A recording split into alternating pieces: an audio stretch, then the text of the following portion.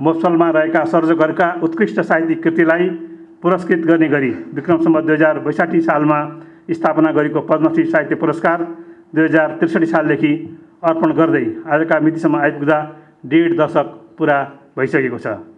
संस्था हुर्कने प्रक्रिया पनि मानिस हुर्कने प्रक्रिया जस्तै हुँदो रहेछ। यस हिसाबले हेर्ने हो भने पद्मश्री यति बेला 16 वर्षे वयमा पुगेको छ र मनमा धेरै सपना अनि आशा सजाएको छ।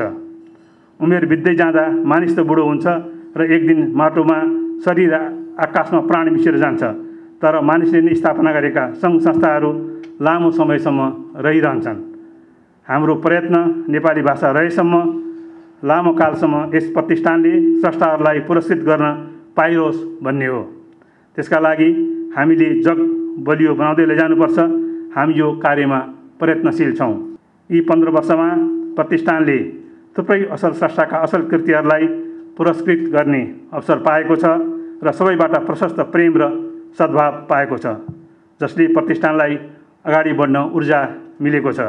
स्थापना कालदेखि नै हरेक वर्षको कोजागत पूर्णिमाका दिन पुरस्कार अर्पण गर्ने हाम्रो परम्परा यस वर्ष विषम परिस्थितिलाई चिर्दै परम्परालाई निरन्तरता हामीले दिएका छौँ। एउटा संस्थाका लागि 15 वर्ष त्यति लामो समय होइन, तर यही समयमा रहेछ संस्थाको जग बलियो बनाउने। त्यसैले पद्मश्री हाम्रा लागि जीवनशैली बनिसकेको छ।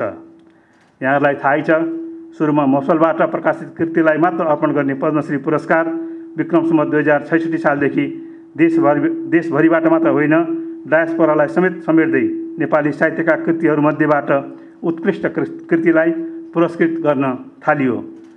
भूमण्डलीकरण र विश्वग्रामको यो युगमा हाम्रा सर्जकहरू विश्वको जुनसुकै कुनामा बसेर सिर्जना गरे पनि उहाँहरू सम्मानको हकदार हुनुहुन्छ भन्ने मलाई लाग्दछ। शक्ति, सत्ता, सम्पत्ति, जागिर आदिले दिने आनन्दभन्दा साहित्यले दिने आनन्द उच्च हुन्छ। किनभने शक्ति, सत्ता, सम्पत्ति, जागिर भनेका क्षणिक हुन्, तर साहित्य कालजयी हुन्छ। त्यसैले त आज पनि रामायण, महाभारत, वेद, पुराणहरू त्यसरी नै जीवित छन् र सधैँ यी जीवित रहिरहनेछन्। यसकारण प्रतिभा सम्पन्न लेखक कविहरूलाई कालजयी कृति सृजना गर्ने प्रेरणा सधैँ मिलिरहोस् भन्ने पनि म कामना गर्दछु। विशेष गरी युवा साहित्यकार साथीहरूलाई अनुरोध गर्छु, यो देश, यहाँको जनजीवन तथा संस्कृतिलाई साहित्यमा सुन्दर ढङ्गले लेख्नुहोस्, जसलाई युगौँ युगसम्म संसारले पढिरहनेछ। सम्मान स्वयं सम्मानित हुनुपर्छ भन्ने हाम्रो मान्यता रहेको छ। यसको प्रमुख कडी निष्पक्षता र कृतिको उत्कृष्टता नै हो।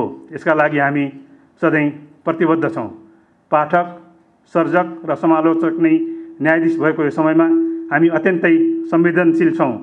त्यसैले आगामी वर्षदेखि पुरस्कारको दायरा र निर्णायक समिति सार्वजनिक गर्ने निर्णय प्रतिष्ठानले यसपटक गरेको छ।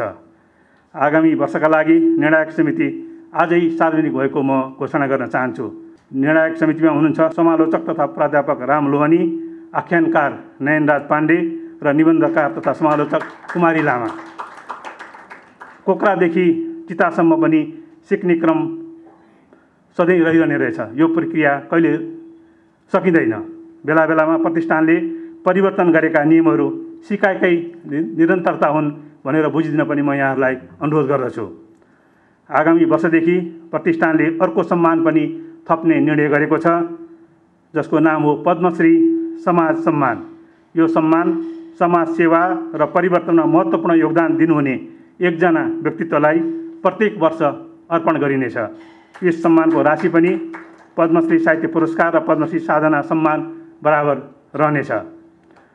भौतिक सुख सुविधा तथा अवसरहरू न्यून भएको थाहा हुँदाहुँदै पनि सिर्जना र समाजसेवाको यात्रामा निरन्तर हिँडिरहनुहुने सर्जक र साधकहरू एक प्रकारले तपस्वी हुन्, त्यागी हुन्।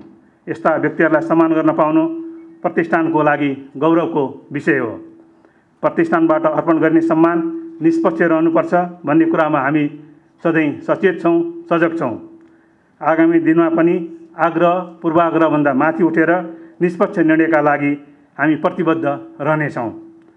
अन्त्यमा यस कार्यक्रममा उपस्थित भई समारोहको गरिमा बढाइदिनु भएकोमा यहाँ उपस्थित सम्पूर्ण महानुभावहरूप्रति हार्दिक कृतज्ञता ज्ञापन गर्दछु। धन्यवाद।